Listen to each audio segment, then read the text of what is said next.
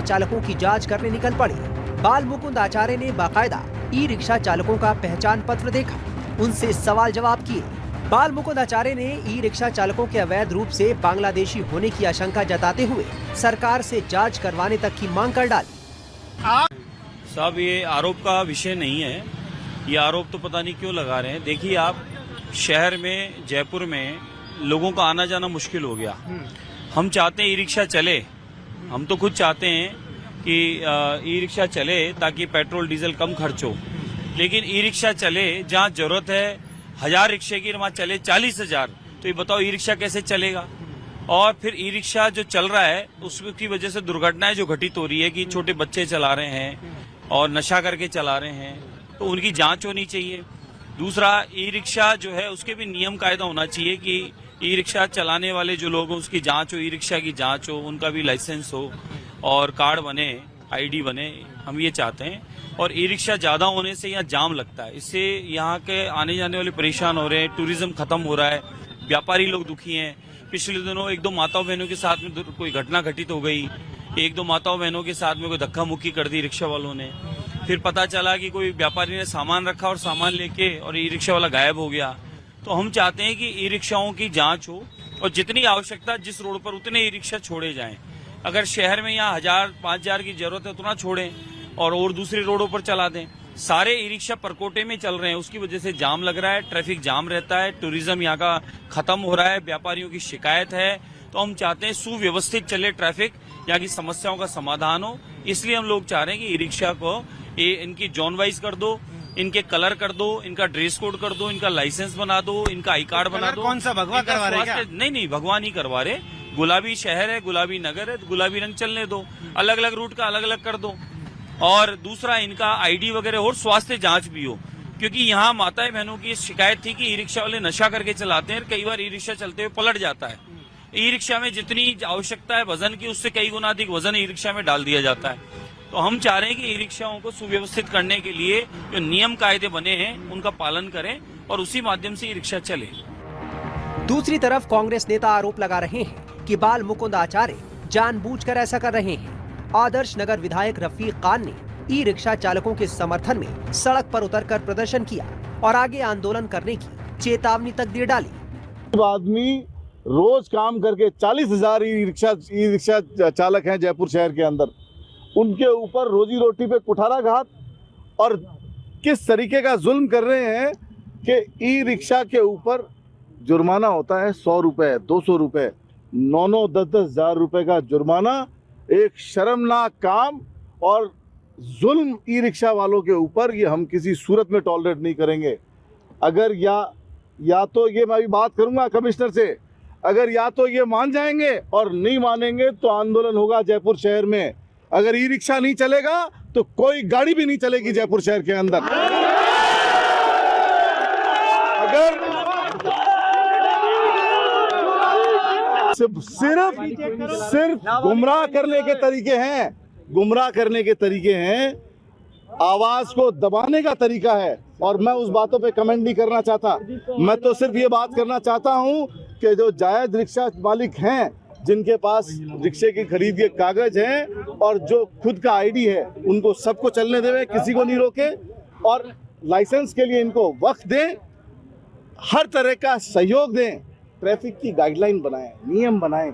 आपने ट्रैफिक की गाइडलाइन बनाई नहीं, आपने ई रिक्शा को उसमें कहीं रखा नहीं, आपने कार पार्किंग बना दी। कार पार्किंग आप पूरे शहर में देखो, 4 wheeler 2 wheeler 4 wheeler 2 wheeler 3 wheeler कहाँ जाएंगे? कहीं दिया आपने 3 व्हीलर के लिए पार्किंग? चुप रहो एक मिनट, 3 व्हीलर की पार्किंग कहीं दिखाई है? कांग्रेस विधायक की बात आपने सुनी, अब इस पर बाल मुकुंद आचार्य का क्या कहना है, सुनिए। कारण ये है कि लोग आरोप लगा रहे हैं कि मुस्लिम वर्ग ज्यादा है ई रिक्शा चालक, इसलिए आप अब इसमें आ गए हैं। नहीं, ई रिक्शा में सभी लोग हैं, क्या हिंदू क्या मुस्लिम, उससे क्या फर्क पड़ता है? सब लोग हमारा परिवार है। पूरे भारत के 142 करोड़ लोग हैं, वो सारा परिवार है। वसुदेव कुटुंब की बात करने वाले लोग हैं हम लोग, वसुदेव कुटुंब के पालन करने वाले लोग हैं, सर्वे भवन्तु सुखिने की कामना करने वाले लोग हैं। पूरी दुनिया में सुख हो, शांति हो, ये हम कामना करते हैं। और तो सुखने तो आप कह रहे हैं, लेकिन कुछ विधायक हैं कांग्रेस के, वो दुखी हैं, वो तो आरोप लगा रहे हैं आपके ऊपर, क्योंकि यहाँ के स्थानीय विधायक हैं जयपुर के। अब उनके पास में कुछ करने को है नहीं। आप आज देखें ट्रैफिक कितना सुगम चल रहा है, और ई रिक्शों की जांच हो रही है, उनके पास कागज नहीं है, उनके पास आईडी नहीं है। ई रिक्शा चलाने वाले चालक बांग्लादेश के निकल रहे हैं, रोहिंग्या के निकल रहे हैं। ये 5 साल में आए कैसे? इनको घुसने किसने दिया? और इनको ई रिक्शा चलाते हुए शहर में रहने किसने दिया? आप कल को कोई दुर्घटना घटती है, कोई भी ऐसी भगवान न करे कोई ऐसी घटना घट जावे, तो फिर उसका जवाबदेही किसकी होगी? शहर हमारा है, इसको स्वच्छ रखना, स्वस्थ रखना, सुव्यवस्थित रखना, ये जिम्मेदारी हमारी है। और लोगों की ये कामना थी कि यहाँ का जाम खत्म हो। आज देखो अब आराम से ट्रैफिक चल रहा है, जाम खत्म हो गया। ई रिक्शा वालों को आपत्ति क्या है अपने कागज देने की? कागज है ही नहीं, देंगे कहाँ से? ई रिक्शा से आईडी मांगे नहीं है, आधार कार्ड मांगे नहीं है, ई रिक्शा के कागज नहीं है, लाइसेंस मांगे नहीं है, और फिर वो उनकी जांच करते नशा करते हुए मिले, तो ये तो ठीक नहीं है ना।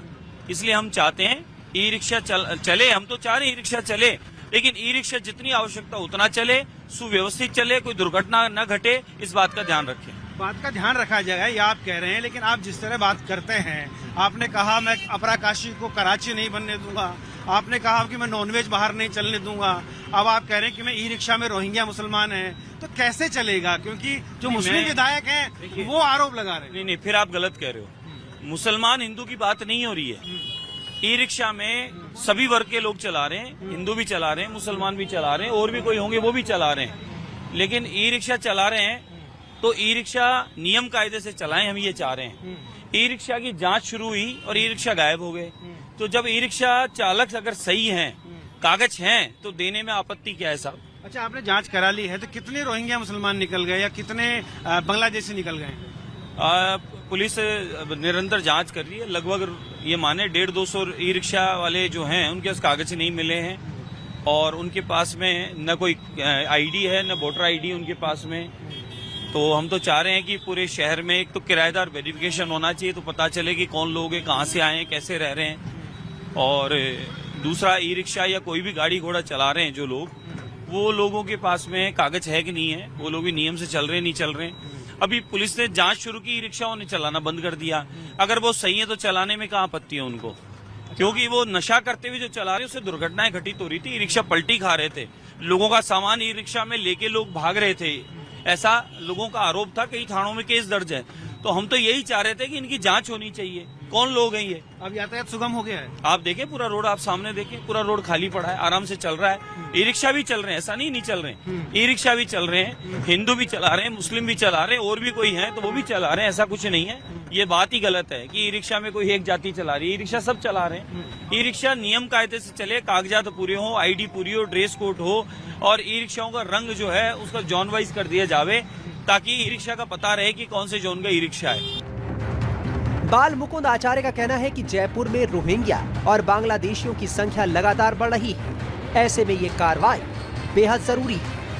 मुद्दा उठाया रोहिंग्या और बांग्लादेशी का, एक बड़ा मुद्दा है। आप वॉल सिटी के विधायक हैं, हवा महल के, आपको लगता है कि इस तरह की कार्रवाइयां होनी चाहिए, उनको चिन्हित करना चाहिए? अगर लगता है तो किस तरह करेंगे? मैं तो कह रहा हूं कि पूरे राजस्थान में किराएदार वेरिफिकेशन होना चाहिए, जिसकी शुरुआत हो चुकी है।